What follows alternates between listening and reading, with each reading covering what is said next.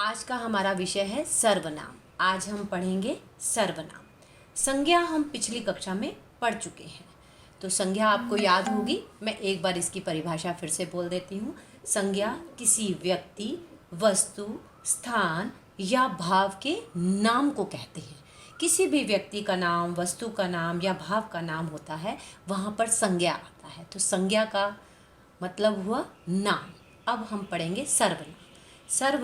सर्वनाम को अगर हम इसके टुकड़े करते हैं तो सर्व का अर्थ है सब, नाम है नाम, सब का नाम, अर्थात जिनका प्रयोग सब प्रकार के नामों के लिए या उनके स्थान पर हो, तब हम उसे सर्वनाम कहते हैं। सभी नामों की जगह जो शब्द आ जाते हैं उन्हें हम कहते हैं सर्वनाम, जैसे मैं, तुम, वह आदि। एक उदाहरण लेकर इसको ज़्यादा स्पष्ट करते हैं। जैसे मैंने लिखा, शाहरुख खान शीला से बात करता है। शाहरुख खान संज्ञा, शाहरुख शीला के साथ नाचता है, शाहरुख खान बाजार जाता है, शाहरुख खान समुद्र के किनारे रहता है। अगर हम बारी बारी वाक्यों में शाहरुख खान लिखते या पढ़ते हैं तो वाक्यों की सुंदरता खत्म हो जाती है, मज़ा भी नहीं आता है पढ़ने में और सुनने में भी अच्छा नहीं लगता है। इसी तरह से जैसे हम पढ़ते हैं, शाहरुख खान शीला से बात करता है, शाहरुख खान की जगह अगर हम प्रयोग करते हैं, वह शीला के साथ नाचता है। शाहरुख मतलब संज्ञा के स्थान पर हमने प्रयोग कर दिया वह। शाहरुख बाजार जाता है तो हम शाहरुख की जगह लिख देते हैं वह बाजार जाता है। उसका घर समुद्र के किनारे है, तो शाहरुख की जगह हमने वह, उसका आदि शब्दों का प्रयोग कर दिया। यानी कि संज्ञा के स्थान पर हमने सर्वनाम शब्दों का प्रयोग कर दिया, तो क्या हो गया, ये सर्वनाम। संज्ञा के स्थान, परिभाषा बनती है, संज्ञा के स्थान पर प्रयोग होने वाले शब्द सर्वनाम कहलाते हैं। तो परिभाषा बिल्कुल स्पष्ट हो जाती है। जिन शब्दों का प्रयोग संज्ञा के स्थान पर किया जाता है उसे हम सर्वनाम कहते हैं, जैसे मैं, तुम, वह, उसका आदि। सर्वनाम की परिभाषा के बाद आते हैं सर्वनाम के भेद। सर्वनाम की 6 भेद हैं। जैसा कि हाँ, अगर हम सर्वनाम की स्पेलिंग लिखते हैं या फिर सुनते हैं या फिर बोलते हैं तो इसमें 6 अक्षर आते हैं। वैसा ये किसी भी किताब में नहीं लिखा हुआ। एक क्लू के लिए सिर्फ आपको याद रखना है ये कि सर्वनाम में 6 अक्षर आते हैं, स, र, व, न, म। 1 2 3 4 और आ की मात्रा और म, 6 अक्षर। तो आप ये याद रखो कि इसमें 6 अक्षर आते हैं। तो इस तरह सर्वनाम के हुए 6 भेद। जैसे संज्ञा में 3 अक्षर आते हैं, स, अंग, ज्ञा, तो 3 भेद हुए। इसी तरह से सर्वनाम में सिर्फ आपके क्लू के लिए मैं बता रही हूँ कि इसमें 6 अक्षर अगर हम गिनते हैं तो सर्वनाम के हुए 6 भेद। सिर्फ आपके याद रखने के लिए ये बात मैं बता रही हूँ, अदरवाइज़ किसी किताब में किसी भी तरीके से ये लिखा भी नहीं हुआ है। तो सर्वनाम के हुए 6 भेद। पहला है पुरुषवाचक सर्वनाम, दूसरा है निश्चयवाचक सर्वनाम, तीसरा है अनिश्चयवाचक सर्वनाम, चौथा है संबंधवाचक सर्वनाम और 5वां है प्रश्नवाचक सर्वनाम और 6 नंबर पर आता है हमारा निजवाचक सर्वनाम। सबसे पहले मैं पुरुषवाचक सर्वनाम आपको समझाऊंगी। पुरुषवाचक सर्वनाम देखते हैं। जो सर्वनाम शब्द किसी पुरुष के नाम के स्थान पर प्रयुक्त हो, यानी कि प्रयोग हो, वह पुरुषवाचक सर्वनाम कहलाता है। जैसे एक उदाहरण लेते हैं, मैं तुम्हें पढ़ाती हूँ या मैं तुम्हें पढ़ा रही हूँ। मैं क्या हुआ, पुरुषवाचक सर्वनाम।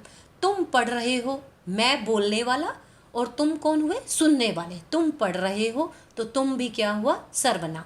तीसरा है जिसके विषय में हम बात कर रहे हैं या जिसके बारे में बात की जा रही है, या वह बोल रहा है, वह सुन रहा है, वह पढ़ रहा है, तीसरा व्यक्ति हुआ, वह भी पुरुषवाचक सर्वनाम हुआ। इस तरह से पुरुषवाचक सर्वनाम में 3 लोग आ जाते हैं, बोलने वाला, सुनने वाला और जिसके विषय में बात की जाती है। बोलने वाले को हम प्रथम पुरुष भी कह सकते हैं, सुनने वाला है उसको हम द्वितीय पुरुष भी कह सकते हैं, और जिसके बारे में बात की जाती है उसे तृतीय पुरुष भी कहा जाता है। इस तरह से पुरुषवाचक में, और बोलने वाला जैसे प्रथम पुरुष है उसको किताबों में ये भी लिखा है कि उत्तम पुरुष, मध्यम पुरुष और अन्य पुरुष भी कहा जाता है। इस तरह से पुरुषवाचक सर्वनाम में बोलने वाले, सुनने वाले और जिसके विषय में बात की जाए 3 तरह के लोग आ जाते हैं, वह पुरुषवाचक सर्वनाम होते हैं। उदाहरण लेते हैं, मैं पढ़ा रही हूँ, मैं पुरुषवाचक सर्वनाम। तुम पढ़ रहे हो, तुम भी पुरुषवाचक सर्वनाम। जिसके बारे में बात की जा रही है, यानी कि हम शाहरुख खान के बारे में बात कर रहे थे, वह समुद्र के किनारे रहता है, तो वह भी क्या हुआ, पुरुषवाचक सर्वनाम। तो पुरुषवाचक सर्वनाम में हमारे 3 तरह के लोग आ गए, बोलने वाले, सुनने वाले और जिसके विषय में बात की जा रही है, या फिर प्रथम पुरुष, द्वितीय पुरुष और तृतीय पुरुष। लेकिन अब एक बात और बताती हूँ मैं पुरुषवाचक सर्वनाम में। तुम की जगह आजकल रिस्पेक्ट के लिए अगर हमने किसी को आदर देना हो तो तुम की जगह हम आप भी बोलते हैं ना। आप पढ़ रहे हैं, तो ये तुम की जगह आया है आप, तो इसको भी हम पुरुषवाचक सर्वनाम में लेंगे। आप शब्द का अगर प्रयोग होता है किसी को आदर देना हो, जैसे हम अपनी मम्मी के बारे में बात कर रहे हैं, या फिर तो हम आप शब्द का प्रयोग करते हैं किसी को रेस्पेक्ट देने के लिए, तब वह पुरुषवाचक सर्वनाम के रूप में आता है। तो पुरुषवाचक सर्वनाम की परिभाषा हुई, जो सर्वनाम शब्द किसी पुरुष के नाम के स्थान पर प्रयुक्त हो वहाँ पर पुरुषवाचक सर्वनाम होता है। इसमें 3 तरह के लोग आते हैं, प्रथम पुरुष, द्वितीय पुरुष और तृतीय पुरुष। पेपर में सिर्फ हम अभी यही करेंगे कि पुरुषवाचक सर्वनाम कौन से हैं, मैं, तुम, वह आदि। दूसरे वाला आता है निश्चयवाचक सर्वनाम। जो सर्वनाम दूर की वस्तु की ओर संकेत करते हैं, पास की वस्तु के लिए संकेत करते हैं, वहाँ पर निश्चयवाचक सर्वनाम होता है। जैसे वह घर, वह हम दूर की वस्तु के लिए प्रयोग करते हैं, वह घर तुम्हारा है, संकेत कर रहे हैं ना, वह घर। तो यहाँ पर क्या आ जाएगा, वह घर निश्चयवाचक सर्वनाम। वह किताब तुम्हारी है, वह भी दूर के लिए कि वह किताब तुम्हारी है, तो दूर की वस्तु के लिए प्रयोग हुआ है। अगर हम यह का प्रयोग करते, यह घर तुम्हारा है, पास की वस्तु के लिए प्रयोग करते हैं। और निश्चय, बिल्कुल निश्चित है ये, यह घर तुम्हारा है, तो हम निश्चयवाचक सर्वनाम यहाँ पर बता सकते हैं, वह और वह किताब तुम्हारी है। और अगर वह की जगह हम यह का प्रयोग करेंगे, यह घर तुम्हारा है, पास की वस्तु के लिए, तब भी यहाँ पर निश्चयवाचक सर्वनाम ही आएगा। तो जो सर्वनाम दूर की या पास की निश्चित वस्तु या निश्चित व्यक्ति की ओर संकेत करते हैं, उसे हम निश्चयवाचक सर्वनाम कहते हैं। तीसरा आ जाता है हमारा अनिश्चयवाचक सर्वनाम, जहाँ कुछ निश्चित ना हो। जिस सर्वनाम से किसी निश्चित वस्तु का बोध ना हो, उसे अनिश्चयवाचक सर्वनाम कहते हैं। जैसे कुछ खा लेते हैं, कुछ पक्का नहीं है कि क्या खा लेते हैं, समोसा, टिक्की, राजमा या कुछ भी ऐसा निश्चित नहीं है, कुछ खा लेते हैं, तो कुछ क्या हुआ, अनिश्चयवाचक सर्वनाम। दूसरा उदाहरण लेते हैं हम, चाय में कुछ गिर गया है, कुछ लेकिन पता नहीं है क्या गिर गया है, मक्खी गिरी है, मच्छर गिरा है या छिपकली गिर गई है, कुछ नहीं पता है, तो चाय में कुछ गिर गया है, यह भी अनिश्चयवाचक सर्वनाम हुआ। इस तरह से अनिश्चयवाचक सर्वनाम की परिभाषा हुई, जिस सर्वनाम से किसी निश्चित वस्तु का बोध ना हो, उसे अनिश्चयवाचक सर्वनाम कहते हैं। नंबर 4 पर लेते हैं हम संबंधवाचक सर्वनाम। संबंध मतलब रिलेशन, एक वाक्य का संबंध जब दूसरे वाक्य से होता है, वहाँ पर संबंधवाचक सर्वनाम आता है। जिस सर्वनाम से एक बात का दूसरी बात से संबंध होता है, उसे संबंधवाचक सर्वनाम कहते हैं। जैसे जो जीता, अगर मैं वाक्य यहीं छोड़ देती हूँ, उसका दूसरे वाक्य के साथ संबंध है, तो इस वाक्य का कोई मतलब नहीं हुआ। इस वाक्य को हमें पूरा करना है। जैसे जो जीता वही सिकंदर, जो और वही, जो जीता, इस वाक्य का संबंध दूसरे वाक्य से भी है, तो जो और वही हुआ हमारा संबंधवाचक सर्वनाम। जो हारा वही बंदर, जो हारा तो इनकम्प्लीट वाक्य है, तो इसको पूरा करने के लिए जो हारा वही बंदर, एक वाक्य का संबंध दूसरे वाक्य से है, तो यहाँ हुआ हमारा संबंधवाचक सर्वनाम। नंबर 5 पर लेते हैं हम प्रश्नवाचक सर्वनाम। प्रश्न, जैसा कि भेद के नाम से ही पता चल रहा है, प्रश्न करना।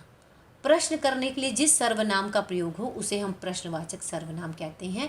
और इसमें वाक्य के पीछे प्रश्नवाचक चिन्ह भी लगा होता है। पहचानने के लिए ये अच्छा है कि प्रश्नवाचक चिन्ह लगा होता है। और शब्द कौन सा है, क्या खा रहे हो, क्या प्रश्नवाचक शब्द है, तो क्या खा रहे हो, कमरे में कौन है, कौन हुआ प्रश्नवाचक सर्वनाम, क्या भी हुआ प्रश्नवाचक सर्वनाम।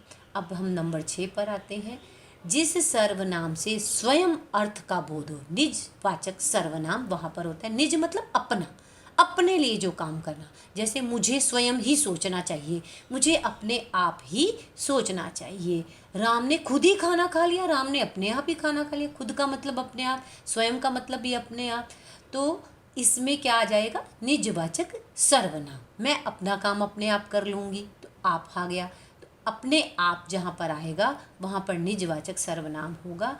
अब आप ये देखिए, पुरुषवाचक सर्व में भी हम आप शब्द का प्रयोग करते हैं, लेकिन वो पुरुष होता है। आप आ जाइए, आप क्या हो गया? पुरुषवाचक सर्वनाम। मैं आप ही चला जाऊंगा, यानी कि अपने आप ही चला जाऊंगा, तो हुआ निजवाचक सर्वनाम। तो निजवाचक में आप जब आएगा तो आपको पहचानना है, और अगर सर्वनाम में आएगा, अगर पुरुषवाचक सर्वनाम में आएगा तो पुरुषवाचक की तरह आएगा। आप आ जाइए अर्थात तुम आ जाइए, तो तुम की जगह हमने आपका प्रयोग किया है, तो क्या होगा? ये निजवाचक सर्वनाम। इस तरह से हमारे पास सर्वनाम की परिभाषा हो गई। जो शब्द सर्व संज्ञा के स्थान पर प्रयुक्त होते हैं उसे हम सर्वनाम कहते हैं।